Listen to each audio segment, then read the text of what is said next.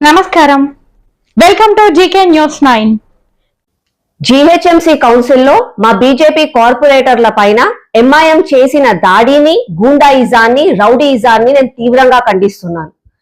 ప్రజా సమస్యల కోసం పోరాడాలి, చర్చించాలి అని చెప్పి మేము బీజేపీ కార్పొరేటర్ మేయర్ గారితో పోరాడుతూ ఉంటే ఎంఐఎం, కాంగ్రెస్ మరియు బీఆర్ఎస్ కలిసి మొత్తం సభను డిస్టర్బ్ చేశారు. నేను అనింది ఏంటి? కేవలం ఒకటే, ఎంఐఎం, కాంగ్రెస్, బీఆర్ఎస్ కలిసి హైదరాబాద్ ని లూటీ చేస్తున్నారు అని భారత్ మాతాకి జై అని చెప్పి మేము మాట్లాడుతుంటే వాళ్ళకి భారత్ మాత అన్నందుకు కోపం వచ్చింది.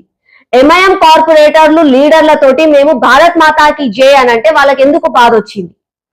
మేము భారత్ మాతాకి జై అని అంటే బాడ్ మే జావ్ మేరీ జూతి బి నై బోల్తీ అని మాట్లాడుతున్నారు.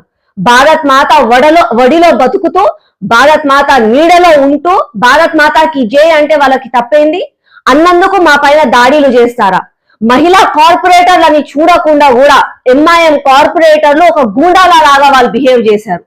ప్రజా సమస్యల కోసం మాట్లాడే జీహెచ్ఎంసీ కౌన్సిల్లోనూ ఇలా గతి ఉంది అని అంటే నరి రోడ్డు పైన ఒక మహిళకే గాని, ఒక నార్మల్ తెలంగాణ బిడ్డకే గాని ఈ ఎంఐఎం చేతిలో అసలు నిజంగా కూడా సురక్షితం ఉందా? ఒక దిక్కేమో మేము ఇలా పోరాడుతుంటే కాంగ్రెస్ వాళ్ళు లీడర్లు ఏమో ఆ కాన్స్టిట్యున్సీ బుక్ మొన్న రాహుల్ గాంధీ చూపించినట్టుగా వాళ్ళు పట్టుకొని సేవ్ కాన్స్టిట్యున్సీ, వీఆర్ సెక్యులర్స్ అని మాట్లాడతారు. Is this secularism? Is this democracy? ఒక్కరికి కూడా నోరు రాలేదు. అక్కడ మేయర్ గారేమో గొడవ అవుతుంది కదా, ఆమె రాజీనామా చేయమని ఆమెను అడుగుతున్నారు, ఆమెకి కూడా ఒక సాకు దొరికింది కదా అని చెప్పి హౌస్ అర్జన్ అని చెప్పి ఆమె వెళ్ళిపోతుంది. అంటే ఈ రోజు హైదరాబాద్ నగర ప్రజలకు అసలుకి ఎవరు దిక్కు?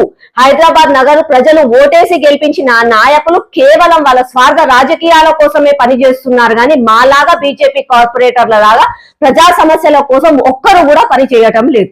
ఒక దిక్కేమో కాంగ్రెస్ పార్టీ ముఖ్యమంత్రి రేవంత్ రెడ్డి గారు ఆయన పార్టీలో ఎవరిని చేర్చుకోవాలా అని చెప్పి పొద్దున లేసి ఆయన ఆలోచనలో ఉన్నాడు.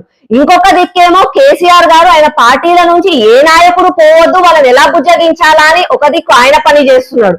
ఎంఐఎం లీడర్ ఆయననేమో పార్లమెంట్ సాక్షిగా పాకిస్తాన్ జిందాబాద్ అని అంటాడు కానీ అతని నోటితో గాని వాళ్ళ నాయకుల నోటితో గాని భారత్ మాతాకి జై అనడానికి మాత్రం చేత కాదు. వాళ్ళు అనకపోని వాళ్ళకి దేశం మీద ప్రేమ లేదు. మా లాంటి వాళ్ళం భారత్ మాతాకి జై అంటే వాళ్ళకి వచ్చిన నొప్పి ఏంటంట? బరాబర్ అని అంటాం భారత్ మాతాకి జై. ఈ వీడియో మీకు నచ్చినట్లయితే లైక్ బటన్ క్లిక్ చేయండి. మరిన్ని వీడియోలను పొందడానికి దయచేసి సబ్స్క్రైబ్ చేయండి.